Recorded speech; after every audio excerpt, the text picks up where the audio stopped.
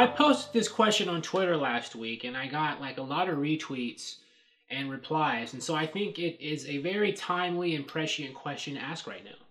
And basically it's this. Aquaman, the DC's aquatic superhero and now the premier aquatic superhero in the world now, has a really successful movie out right now. Does the success and the pop culture domination of Aquaman, at least now, pose problems for Marvel if they ever want to release Namor in, the MCU?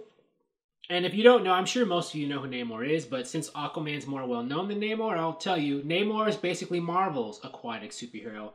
And I think that because, Aquaman is out, first, at least in the movies, and is really successful, if Marvel ever does bring Namor, another underwater superhero, who's basically like their own Aquaman, to the big screen, now he'll seem like a copy of Aquaman, won't he? Like, comic book fans will know there's a difference. But most people in the general public, the majority of whom don't read comic books and don't really care about them as, things to read, aren't going to know or care. I think a lot of people in the general public probably don't even know who Namor the Submariner is. Because Aquaman he's been in pop culture longer. Like, he was in the Super Friends cartoon. He's been the butt of jokes for a long time. And, he's been in cartoons and stuff. Namor has too, like in some older Marvel stuff. But I still don't think he's as well known as Aquaman. And certainly not now.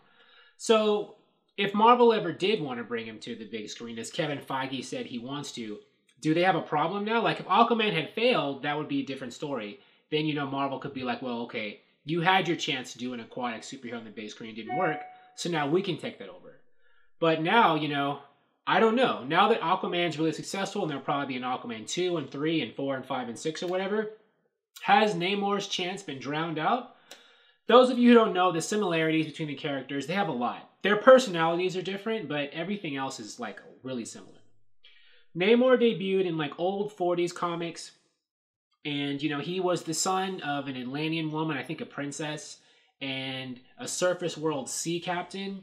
So like Aquaman, he's biracial, of two worlds, surface and, underwater. He's born with superpowers. He's like super strong, he can swim really well and vulnerable, just like Aquaman can. But unlike Aquaman, Namor can fly, or at least he could when I read comics. He had like wings on his feet, on his ankles, that, gave him flight powers. Now, I haven't read Marvel Comics consistently in like 10 years, so I don't know what's going on with Namor now. But I know back then when I read Marvel Comics, he had wings on his feet. And he was strong and, super strong. He was kind of like Aqua Superman, sort of, kind of. And he debuted in the old 40s comics, and he fought in World War II against the Nazis and was friends with Captain America, that sort of thing, and those like old 40s heroes. And right then, I don't think they can introduce Namor in 40s without it seeming like, we already did it with the Captain America, in Marvel. And then Wonder Woman already did it in World War I in DC. So Namor kind of already has, superhero of the past. That slot's been taken by other people. Now, he can come back as a villain because later on in Namor's history, something happened in the war, World War II, I think, where he lost his memory. And he was wandering around, I think, in the 60s. And then Johnny Storm, the Human Torch of the Fantastic Four, found him. And Namor got his memory back. And then, Namor became, he learned everything. And then he was angry because the surface world had been attacking Atlantis. And so he became a villain. He wanted revenge on the surface world. He wanted to attack it and destroy it or take it over. And the Fantastic Four fought him. And he became a Fantastic Four villain. So Marvel could bring him back as a Fantastic Four villain, I guess, as someone who wants to war on the surface. But even then, that's kind of similar to Ocean Master, right? Ocean Master wants to war on the surface. So again, something else Namor can do has been occupied by another character, this time a character in DC. Now, even later, Marvel changed it, or they added some things to him where, because he was born with superpowers as the son of, an Atlantean and a surface dweller born with superpowers, he's technically a mutant, right? And they had him, join the X-Men and be kind of like an X-Men character.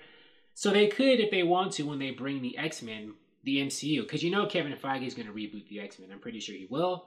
They could bring Namor, that way. Namor is born as a mutant, I guess, and he's, the underwater, undersea mutant person. But I don't know. I don't know if it would be worth it to bring Namor just to be like one of the miscellaneous mutants in like the background in an X-Men movie, or one of, the side characters. I don't think that would be the best place for that character. I think the best things to do with Namor would be for him to be as a superhero or a supervillain. But again, the underwater superhero thing's been taken up by Aquaman, and the underwater supervillain thing's been taken up by Ocean Master, who wants to conquer the surface. So what is left for Marvel to do with Namor? I'm thinking it might be best for them to wait a little while to introduce him. But again, Aquaman's so strong, and they're probably going to be making movies about him for so long. How long is that wait going to be? But maybe I'm wrong. Maybe you can think of a way for Marvel to introduce Namor, even with Aquaman going on at the same time. How can they do it? Thank you for watching. If you like this video, please like it on YouTube and subscribe to the channel because I appreciate your viewership, and I'll talk to you soon. Bye.